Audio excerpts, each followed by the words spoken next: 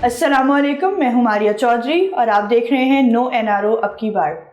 नाज़रीन, आज 12 नवंबर को मगविया बच्ची केस के हवाले से सिटी कोर्ट में एक अहम समाअत हुई, जिसमें दोनों तरफ के जो वकला थे वो पेश हुए हैं, मुल्जिमान भी समाअत में पेश हुए हैं और एक अहम फैसला सुनाया गया है आज की समाअत में।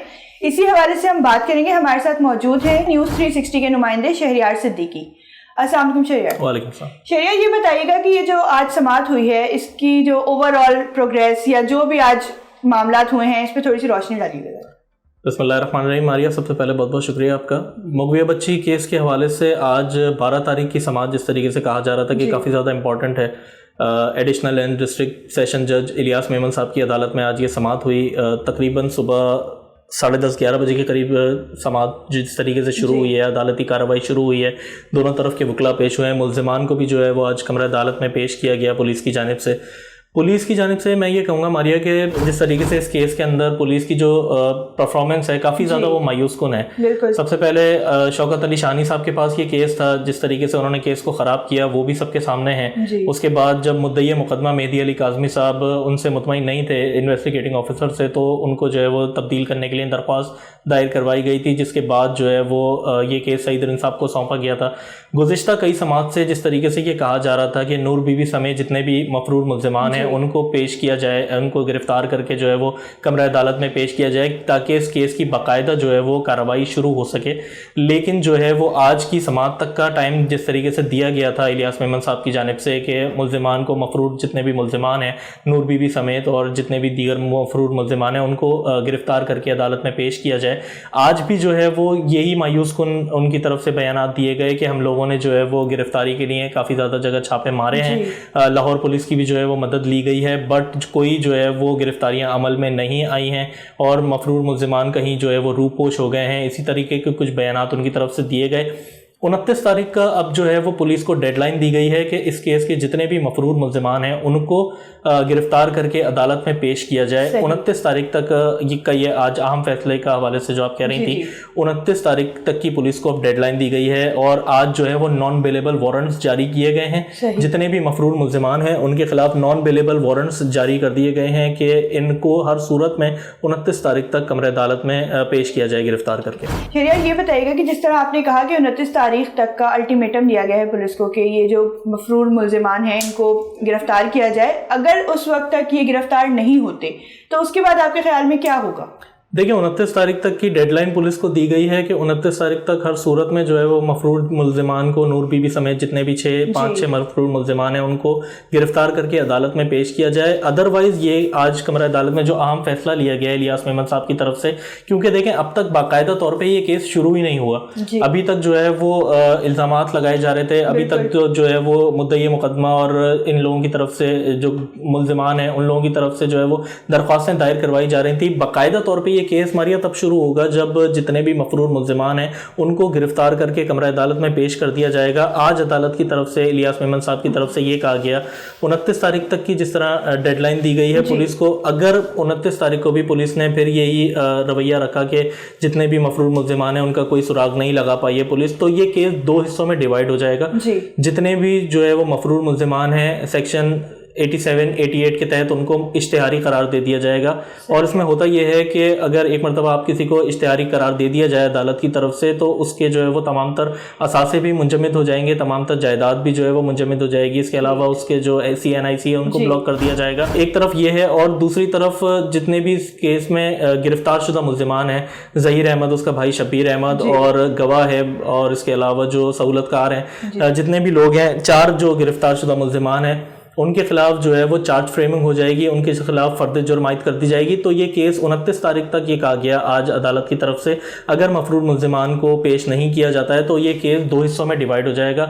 मफरूर मुल्जिमान जो हैं उनको इश्तिहारी करार दे के 87-88 के तहत उनको इश्तिहारी करार दे दिया जाएगा। उनके तमाम तर असासे जो हैं वो भी जब्त कर लिए जाएंगे, उनके CNIC ब्लॉक कर दिए जाएंगे, उनको बेसिकली इश्तिहारी करार दे दिया जाएगा। और जितने मुल्जिमान गिरफ्तार हैं जो सरेंडर कर चुके हैं, ज़हीर अहमद, शब्बीर अहमद और जितना भी और दीगर जो 2 बाकी मुल्जिमान हैं उनके खिलाफ बाकायदा तौर पे ये केस अब चलेगा। जो भी लोगों की कार्रवाई, अदालती कार्रवाई शुरू हो जाएगी और जो भी इन लोगों के खिलाफ जो है वो चालान में दफात लगाई गई हैं, जिसमें ज़हीर अहमद के खिलाफ जो है वो रेप की भी दफात हैं, जिसमें जो है वो इंसानी स्मगलिंग की भी दफात हैं। तो ये जिस तरीके की इन लोगों के ऊपर दफात लगाई गई हैं, तो उसके बाद ये केस बाकायदा तौर पे अब 2 हिस्सों में डिवाइड हो जाएगा। अगर 29 तारीख को फिर जो है वो पुलिस यही कहती है कि मफरूर मुल्जिमान को गिरफ्तार करने में हम नाकाम हो गए। ठीक है शहरियार, ये बताइएगा कि जुनैरा महम अपने यूट्यूब चैनल पे बैठ के खुलेआम कहती हैं कि जो नूर बीबी हैं वो अभी तक पंजाब यूनिवर्सिटी में अपनी जॉब कर रही हैं, वो उसी क्वार्टर में रह रही हैं।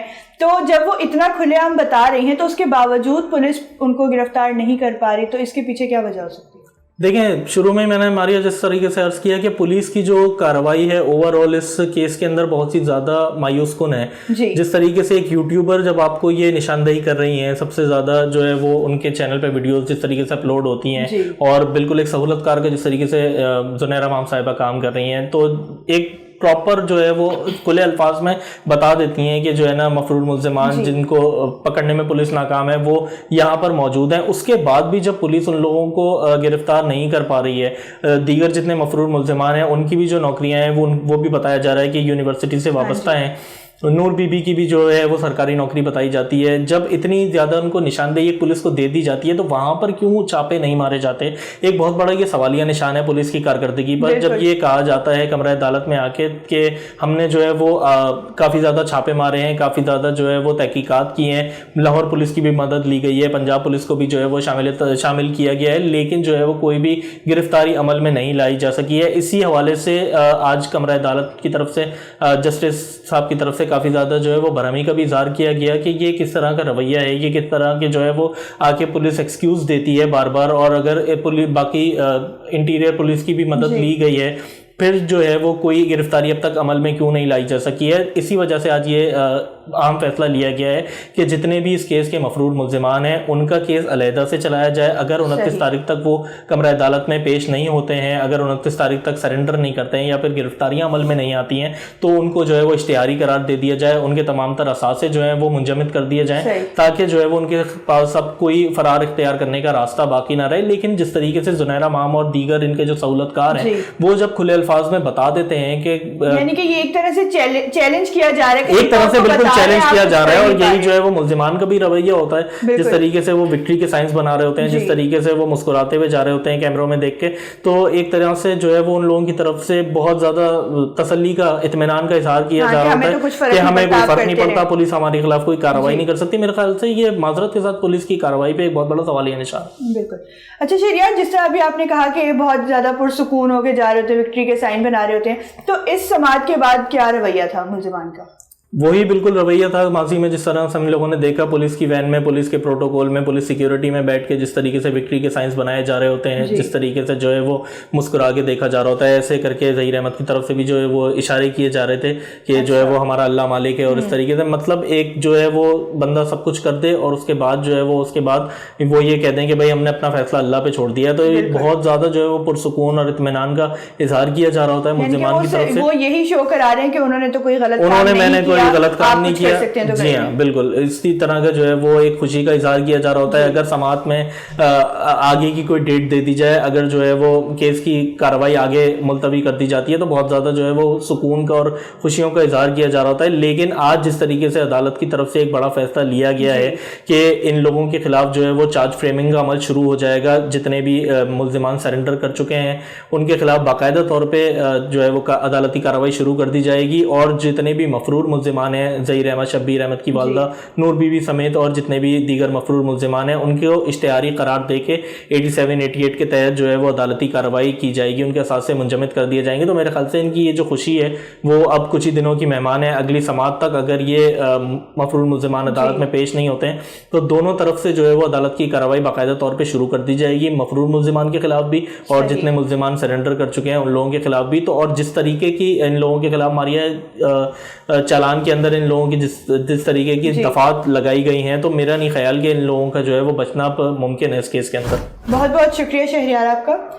नाज़रीन, जिस तरह शहरियार ने बताया कि 29 तारीख तक इस केस को मुलतवी कर दिया गया है, 29 तारीख का एक अहम फैसला लिया गया है कि अगर 29 तारीख को मुल्ज़िमान अदालत में पेश नहीं हुए तो फिर ये केस 2 हिस्सों में डिवाइड हो जाएगा और 2 अलग अलग कार्रवाइयाँ होंगी। तो अब देखना ये है कि इस केस का आगे क्या बनता है और ये कितना और लंबा केस चलता है, क्योंकि अभी तक तो बकौल शहरियार के प्रॉपर्ली कार्रवाई भी शुरू नहीं हुई क्योंकि मुल्ज़िमान गिरफ्तार नहीं हुए।